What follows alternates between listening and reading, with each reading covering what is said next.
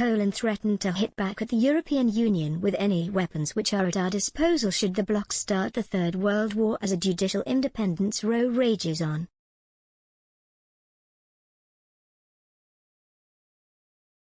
The European Parliament plenary takes place this week. During Wednesday's session, MEPs assessed recent events in Poland that might increase the country's risk of moving further away from European values.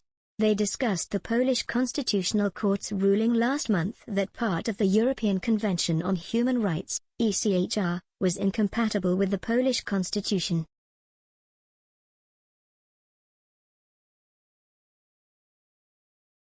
The Polish court found Article 6 of the Convention, which guarantees the rights to a fair trial, was incompatible as it gives the European Court of Human Rights the right to question the legality of the appointment of judges to the Polish tribunal.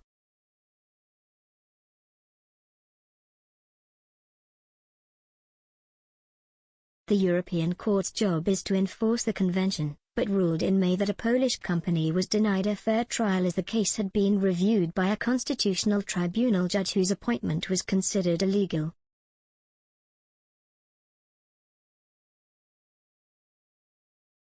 MEPs also remain concerned about the state of sexual and reproductive health and rights in Poland, with fears expected to be raised over government proposals to oblige doctors to report all pregnancies and miscarriages in one centralized register.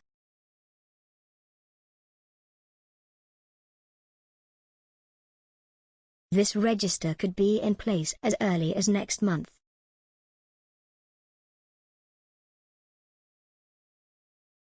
Ursula von der Leyen, President of the European Commission, warned back in October that Poland would be punished should the country continue to defy the supremacy of EU law.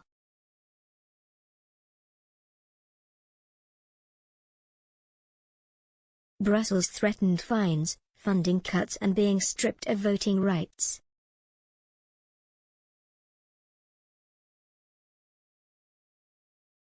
However, Polish Prime Minister Mateusz Morawiecki hit back.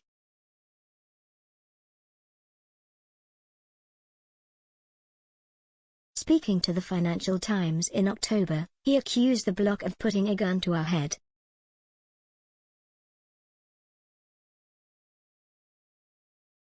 He said, "What is going to happen if the European Commission will start the Third World War? If they start the Third World War, we are going to defend our rights with any weapons which are at our disposal."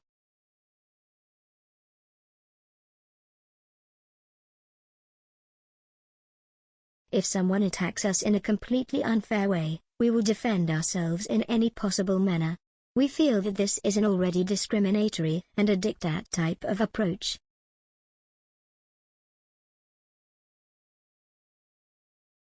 But if this is going to be even worse, we will have to think about our strategy.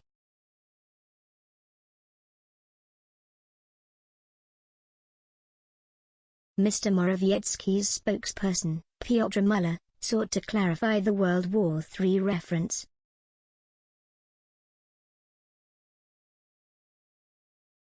He said, "This should not be taken literally. This is a hyperbole, a rhetorical procedure that is used in all kinds of interviews and in literature and in all kinds of written and oral interviews."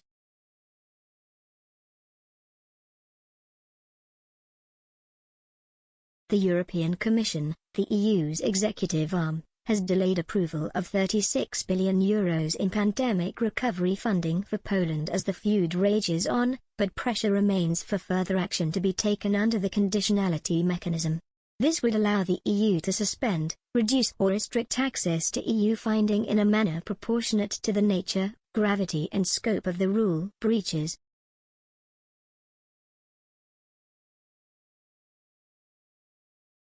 Both Poland and Hungary have already challenged this mechanism in court.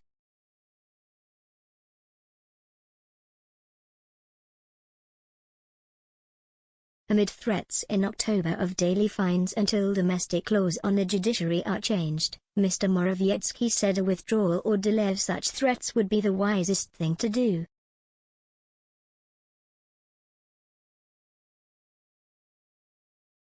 He told the Financial Times, "Then we are not talking to each other with a gun to our head."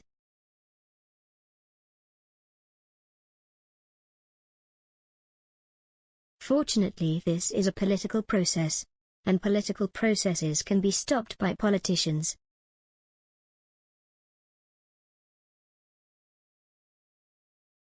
Amid more recent threats that the conditionality mechanism should be used, Poland's justice minister slammed the bloc over blackmail.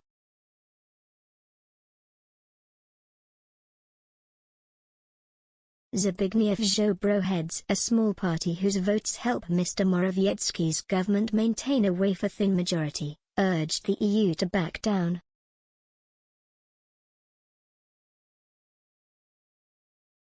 He told the FT on Sunday, Poland should respond to EU's blackmail with a veto on all matters that require unanimity in the EU.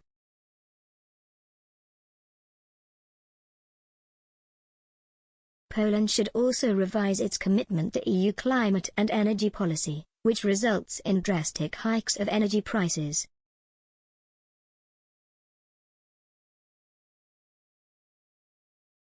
If this dispute escalates, I will demand that Poland suspends its EU contributions. It would be justifiable since the EU illegitimately denies us funds from a joint budget that we also contribute to.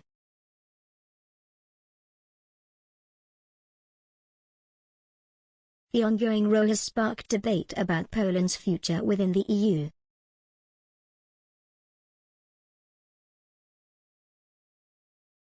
Mr. Ziobro's United Poland party is much more openly Eurosceptic than Mr. Morawiecki's Law and Justice party.